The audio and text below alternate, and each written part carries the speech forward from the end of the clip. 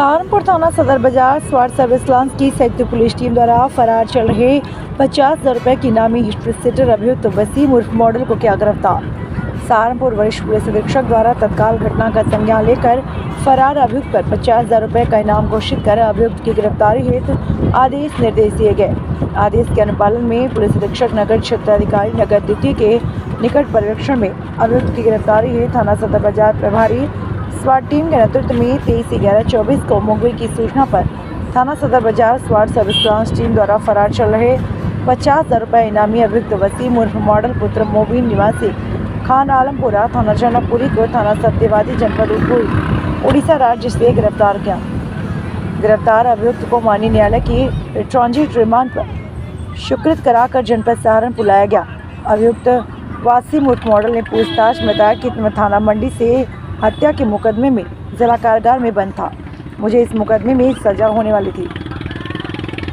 मेरी पत्नी जेल में मुलाकात के दौरान मुझे बार बार जेल से भागने के लिए कहती थी और मैं आपका पूरा साथ दूंगी। जीसान के लड़के ने मुझे गांव के साकी गोपाल थाना सत्यवादी जनपद पूरी राज्य उड़ीसा में एक किराए का मकान दिलवा दिया और मैं वहीं पर छिपकर मजदूरी करके अपना और अपनी पत्नी का पालन पोषण कर रहा था।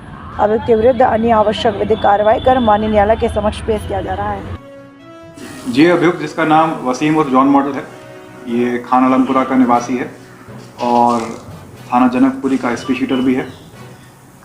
थाना मंडी में पिछले साल 2 अगस्त के दिन इसके द्वारा एक घटना कारित की गई थी मर्डर की, जिसमें ये जेल में निवृत्त था। उसकी कोर्ट में सुनवाई भी चल रही थी और इस वर्ष 3 जून 2024 को जब ये सुनवाई पर आया था कोर्ट में, तो जो सिपाही के साथ था उसका हाथ झटक कर ये वहाँ से कस्टडी से पुलिस कस्टडी से भाग गया था। और 3 जून के बाद से ही इस पर जो हमने विशेष टीम इसमें गठित कर रखी थी, जो इसके जो मूवमेंट्स हैं वो ट्रैक करने की कोशिश कर रही थी। मामले की गंभीरता को देखकर इसमें एसएसपी सर द्वारा इसमें 25,000 रुपये का इनाम, जिसको बढ़ा के डीआई सर ने 50,000 रुपये का इनाम किया था इस पर। और सर्वेलेंस के माध्यम से और स्वाट टीम के योगदान से, जिसमें मुख्य रूप से जो इंस्पेक्टर सदर बाजार हैं सूबे से और सब इंस्पेक्टर प्रमोद रावल हैं, जो हमारी पूरी सर्वेलेंस टीम है, इन सब ने बहुत अच्छा कार्य करते हुए इसको अभी 24 तारीख को उड़ीसा से गिरफ्तार कर लिया है पूरी ज़िले से और इसको हम ट्रांजिट रिमांड पे लेकर आए थे वहाँ पर। और आज इसको हम लोकल कोर्ट जो हमारा सहारनपुर में है उसके सामने हम पेश कर रहे हैं इसको।